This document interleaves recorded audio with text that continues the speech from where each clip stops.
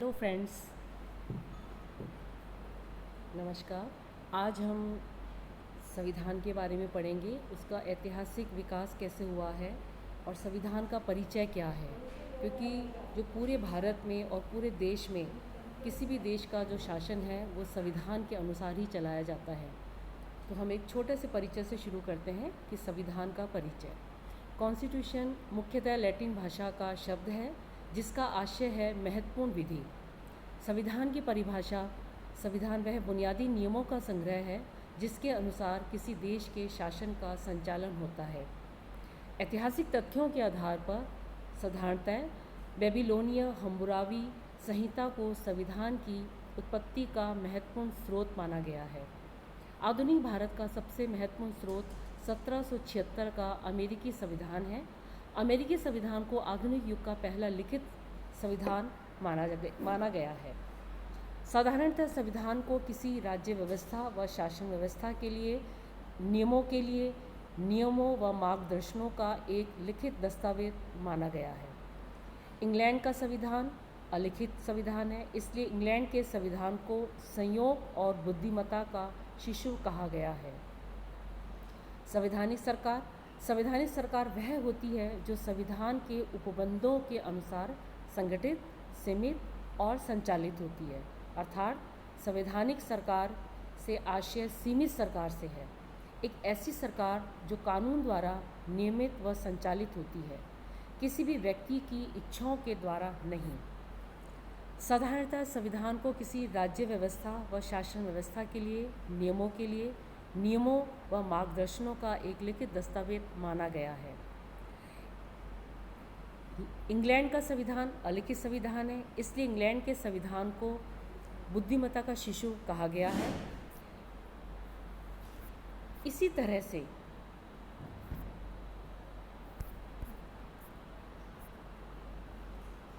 जो 1773 का regulating act है, उसके तहत ब्रिटिश क्राउन का कंपनी पर संसदीय नियंत्रण लाया गया। कंपनी के शासन पर ब्रिटिश संसद द्वारा निर्मित कानून लागू होने लगे। बंगाल के गवर्नर वॉरेन हेस्टिंग्स को गवर्नर जनरल बना दिया गया और मद्रास व बम्बई के गवर्नर इसके अधीन रखे गए। इससे पहले तीनों प्रेसिडेंसियां अपने अपने क्षेत्रों में स्वतंत्र थीं।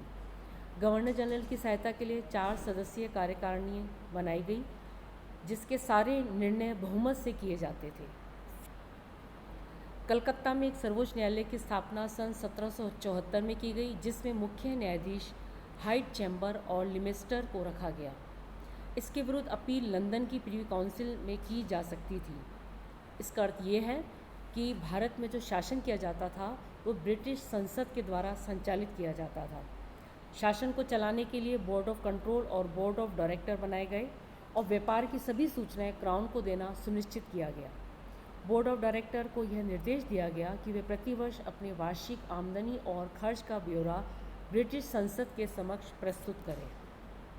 इसके बाद जो आता है वो आता है 1784 का पीट्स इंडिया एक्ट। इसके अंतर्गत गवर्नर जनरल की कार्यकारिणी में एक सदस्य घटाकर सदस्य संख्या 3 कर दी गई। नंबर 2, कंपनी के व्यापारिक व राजनीतिक कार्य अलग अलग किए गए। नंबर 3, इस एक्ट के द्वारा दोहरे प्रशासन का प्रारंभ हुआ। नंबर 4, व्यापारिक कार्य बोर्ड ऑफ डायरेक्टर्स के तथा राजनीतिक कार्य बोर्ड ऑफ कंट्रोलर के अधीन रखे गए। 1793 का चार्टर अधिनियम और 1813 का चार्टर अधिनियम। 1813 का जो चार्टर अधिनियम था वो कंपनी पर शासन का भार अधिक होने के कारण व्यापार का क्षेत्र सभी लोगों के लिए खोल दिए गए, लेकिन बोर्ड ऑफ कंट्रोल से अनुमति अनिवार्य होनी चाहिए, ये प्रतिबंध लगाया गया। अब इसमें अपवाद ये था कि कंपनी का चीन के साथ चाय के व्यापार पर एकाधिकार बना रहा। ईसाई मिशनरियों को भारत में ईसाई धर्म के प्रचार की अनुमति दी गई और 1 लाख रुपए प्रतिवर्ष ब्रिटिश अधिकृत क्षेत्र में शिक्षा पर खर्च करने का प्रावधान किया गया। गवर्नर जनरल को गवर्नर जनरल ऑफ इंडिया बना दिया गया। ये 1833 का चार्टर अधिनियम के तहत किया गया। इसमें पहले governor general of India William waiting बने और इस एक्ट के द्वारा कंपनी के व्यापारिक अधिकार समाप्त कर दिए गए और कंपनी का कार्य ब्रिटिश सरकार की ओर से मात्र भारत का शासन करना रह गया। टीवी मैकाले को विधि सदस्य के रूप में जोड़ा गया, जिसे कार्यकारिणी में मत देने का अधिकार नहीं था। कार्यकारिणी में सदस्य संख्या पुनः 4 हो गई और मैकाले कमीशन की सिफारिशों के आधार पर भारत में शिक्षा का माध्यम अंग्रेजी बनाया गया और सरकारी नौकरियों में भेदभाव निषेधित किया गया। प्रथम बार कानून के समक्ष समानता का अधिकार भारतीयों के लिए आया और ब्रिटिश संसद ने मानवीय पक्ष में दास प्रथा की समाप्ति की घोषणा की। इस अधिनियम के तहत सती प्रथा, दास प्रथा और कन्यावध को अवैध घोषित किया गया। अब इसके बाद जो चार्टर आया था वो था 1853 का। 1853 के बाद आया 1858 का अधिनियम। ये महत्वपूर्ण था क्योंकि 1857 की क्रांति के बाद ईस्ट इंडिया कंपनी का शासन समाप्त कर भारत का शासन सीधे ब्रिटिश ताज के अधीन किया गया। बच्चों, कंपनी के शासन के अंत की आधिकारिक घोषणा ब्रिटिश संसद द्वारा पारित विक्टोरिया घोषणा पत्र 1858 के द्वारा की गई। गवर्नर जनरल ऑफ इंडिया को वायसराय की पदवी दी गई और लॉर्ड कैनिंग पहले वायसराय बने। एक भारत सचिव का पद सृजित किया गया, जिसकी कार्यकारिणी में 15 सदस्य रखे गए, 7 मनोनीत और 8 निर्वाचित। इससे भारत परिषद कहा गया। ये बड़ा महत्वपूर्ण है क्योंकि इस भारत परिषद की चर्चा आगे भी बार बार की जाएगी। इसलिए बच्चों, ये आपके लिए समझना बहुत ज़रूरी है कि भारत परिषद में कितने सदस्य थे। बोर्ड ऑफ डायरेक्टर्स एवं बोर्ड ऑफ कंट्रोल को समाप्त कर दिया गया और भारत सचिव चार्ल्स वुड को बनाया गया। उन्होंने शिक्षा के प्रचार प्रसार के लिए वुड डिस्पैच दिया, जिसमें प्राथमिक शिक्षा मातृभाषा में देना निर्धारित किया गया और अंतिम मुंबई, कलकत्ता और मद्रास में विश्वविद्यालयों की स्थापना की गई। 1861 का भारत शासन अधिनियम आया, फिर 1892 का भारत परिषद अधिनियम आया। 1892 का जो भारत परिषद अधिनियम है, इसमें 1885 में कांग्रेस की स्थापना के बाद सुधार की मांगें निरंतर तीव्र होती चली गई। अप्रत्यक्ष निर्वाचन पद्धति है उसको प्रारंभ किया गया, अर्थात बड़े उद्योगपति, जमींदार और व्यापारी गैर सरकारी सीटों के लिए चुनाव लड़ सकते थे। बजट पर बहस करने का अधिकार दिया गया, लेकिन मत देने का अधिकार नहीं था। सदस्यों को बजट पर विचार विमर्श की अनुमति थी, किंतु कटौती प्रस्ताव पेश करने का अधिकार नहीं था। अब जो बड़ा महत्वपूर्ण आता है वो है भारत शासन अधिनियम 1909 का मॉर्ले मिंटो सुधार अधिनियम। हमारे जो संविधान की में जो विशेषताएं हैं, वो सबसे बड़ी विशेषता ये थी कि 1909 का अधिनियम, 1919 का अधिनियम और 1935 के अधिनियमों के तहत जो नियम बनाए गए थे उनको हमारे संविधान में भी स्थान दिया गया। अब 1909 का मॉर्ले मिंटो सुधार अधिनियम था, ये बड़ा महत्वपूर्ण था, जिसमें जॉन मॉर्ले भारत सचिव और लॉर्ड मिंटो वायसराय थे। इसमें जो मुख्य बिंदु थे बड़े महत्वपूर्ण थे। पहला था मुस्लिम समुदाय को पृथक निर्वाचन क्षेत्र उपबंध किया गया। नंबर 2, लॉर्ड मॉर्ले को सांप्रदायिक निर्वाचक का जनक कहा जाता है। एसपी सिन्हा को वायसराय या गवर्नर जनरल की कार्यकारिणी में शामिल किया गया। यह अधिनियम अंग्रेजों की फूट डालो और राज करो की नीति को चरितार्थ करता है। लॉर्ड मॉर्ले ने वायसराय मिंटो से कहा था, याद रखना कि पृथक निर्वाचन क्षेत्र बनाकर हम ऐसे घातक विष के बीज बो रहे हैं जिनकी फसल बड़ी कड़वी होगी। आगे चलकर ये सारी चीज़ें चरितार्थ हुई थी। के एम मुंशी अनुसार इन्होंने उभरते हुए प्रजातंत्र को मार डाला। 1919 का जो भारत शासन अधिनियम थे उसके हम विस्तृत वर्णन करके हम शॉर्ट रूप में इसके कुछ नियमों की बात करेंगे। नंबर 1 था, इसे मॉन्टेस्क्यू चेम्सफोर्ड सुधार कानून भी कहा गया। इसकी घोषणा 20 अगस्त 1917 से प्रारंभ की गई, जिसके प्रावधान निम्नलिखित थे। इसके अंतर्गत प्रांतों में द्वैत शासन प्रारंभ किया गया। द्वैत शासन के जनक लियोनिल कॉर्टिस थे। विषयों का प्रारूप 2 भागों में बांटा गया, एक था आरक्षित और दूसरा था हस्तांतरित।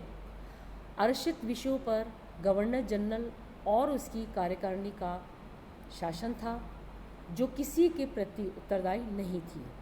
इसमें प्रमुख विषय रक्षा, वित्त, जेल, पुलिस, विदेशी संबंध, ईसाइयों के कानून, अंग्रेजी शिक्षा, सिंचाई आदि रखे गए। नंबर 2, हस्तांतरित विषय। इसमें स्थानीय शासन, मनोरंजन, कृषि, सहकारिता और पर्यटन। नेक्स्ट जो इसमें बिंदु आता है वो है द्वैत शासन प्रणाली को 1935 के एक्ट के द्वारा समाप्त कर दिया गया। भारत में द्विसदनीय विधायिका बनाई गई, जिसका एक सदन केंद्रीय विधानसभा, जिसमें 104 निर्वाचित 41 मनोनीत सदस्य थे, और दूसरा सदन राज्य परिषद रखा गया, जिसकी सदस्य संख्या 60 थी। इसमें मनोनीत 27 और निर्वाचित 33 सदस्य थे। ब्रिटेन में हाई कमिश्नर का पद सृजित किया गया। राष्ट्रमंडल देशों के साथ मिलकर कमिश्नर की नियुक्ति की जाती थी। भारत इसका सदस्य 1949 में बना। इसके बाद फेडरल लोक सेवा आयोग का गठन किया गया, जिसमें महिलाओं को सीमित क्षेत्रों में मतदान डालने का अधिकार दिया गया। सांप्रदायिक निर्वाचन का विस्तार किया गया और यह अधिनियम 1 अप्रैल 1921 से प्रारंभ हुआ और 1 अप्रैल 1937 तक रहा। बाल गंगाधर तिलक ने इसे एक बिना सूरज का अंधेरा कहा और इसकी समीक्षा के लिए 10 साल बाद एक रॉयल कमीशन के गठन का प्रावधान किया गया। 1909, 1919 और 1935 का भारत शासन अधिनियम, जो हमारे भारतीय शासन की एक आधारशिला बनी। 1935 का जो शासन अधिनियम था बड़ा महत्वपूर्ण था, जिसके मुख्य बिंदु निम्न प्रकार से थे। 1935 के अधिनियम में 451 धाराएं और 15 परिशिष्ट थे। यह अधिनियम 1928 की नेहरू रिपोर्ट, 1929 लाहौर अधिवेशन, जिसमें पूर्ण स्वराज्य की मांग की गई, एवं 1930, 31 एवं 32 3 गोलमेज सम्मेलन, इन सभी को ध्यान में रखते हुए 1935 का भारत शासन अधिनियम लाया गया और इसकी प्रमुख विशेषताएं निम्न थी। इसमें प्रस्तावना का अभाव था, प्रांतों में द्वैत शासन हटाकर केंद्र में लगाया गया, केंद्र एवं राज्यों के मध्य शक्तियों का विभाजन 3 सूचियों में किया गया। जो आज भी हम अपने संविधान में इन 3 सूचियों का वर्णन को पढ़ते हैं। ये जो 3 सूचियाँ थी वो थी केंद्र सूची, जिसमें 97 विषय थे। दूसरी थी राज्य सूची, जिसमें 66 विषय थे। तीसरी थी समवर्ती सूची, जिसमें 47 विषय थे। फेडरल सर्वोच्च न्यायालय की स्थापना की गई, जो अपील का सर्वोच्च न्यायालय नहीं था। इसके विरुद्ध अपील लंदन की प्रिवी काउंसिल में संभव थी। इसमें जो महत्वपूर्ण बात थी वो ये थी कि रिजर्व बैंक ऑफ इंडिया की स्थापना का प्रावधान किया गया, उत्तरदायी शासन का विकास किया गया और अखिल भारतीय संघ की स्थापना का प्रावधान था, जिसमें देशी रियासतों का मिलना ऐच्छिक रखा गया। केंद्रीय एवं राज्य विधायकों का विस्तार किया गया और ब्रिटिश संसद की सर्वोच्चता को मान्यता प्रदान की गई। एक अन्य जो महत्वपूर्ण था विषय वो था भारत परिषद का अंत कर दिया गया और सांप्रदायिक निर्वाचन पद्धति का विस्तार किया गया। इसके अंतर्गत वर्मा को भारत से अलग कर दिया गया और अदन को इंग्लैंड के औपनिवेशिक कार्यालय के अधीन कर दिया गया और बरार को मध्य प्रांत में शामिल कर लिया गया।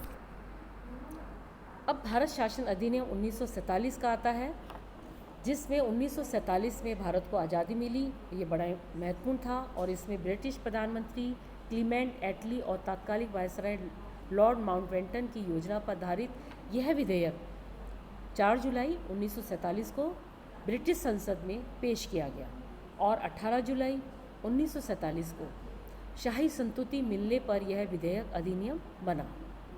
1947 के इस अधिनियम के निम्नलिखित प्रमुख प्रावधान थे। भारत का विभाजन का उनके स्थान पर भारत तथा पाकिस्तान 2 अधिराज्यों की स्थापना की गई। भारतीय रियासतों को यह अधिकार दिया गया कि वे अपनी इच्छा अनुसार भारत या पाकिस्तान में रहने का निर्णय ले सकती है।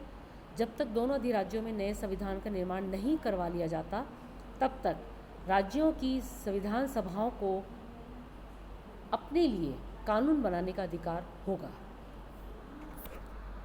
जब तक नया संविधान निर्मित नहीं हो जाता तब तक दोनों राज्यों का शासन भारत सरकार अधिनियम 1935 के अधिनियम द्वारा ही चलाया जाएगा।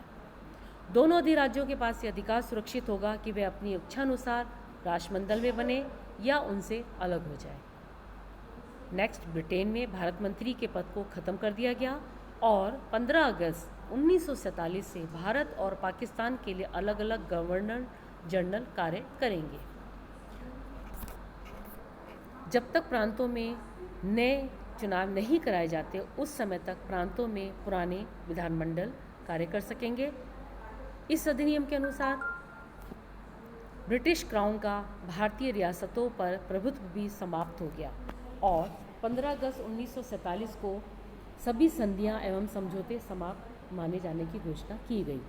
इस तरह से हमारा जो ये भारतीय संविधान है उसका ऐतिहासिक महत्व, उसका विकास और जो तीनों अधिनियम थे 1909 का, 1919 का, 1935 का अधिनियम, ये भारतीय संविधान के बनने में, निर्माण में बहुत महत्वपूर्ण भूमिका अदा करते हैं। बच्चों, ये हमारे लिए बहुत ज़रूरी है कि जब हम राजनीति विज्ञान विषय को पढ़ते हैं तो हमारे संविधान के विकास का हमें अध्ययन विस्तृत होना चाहिए।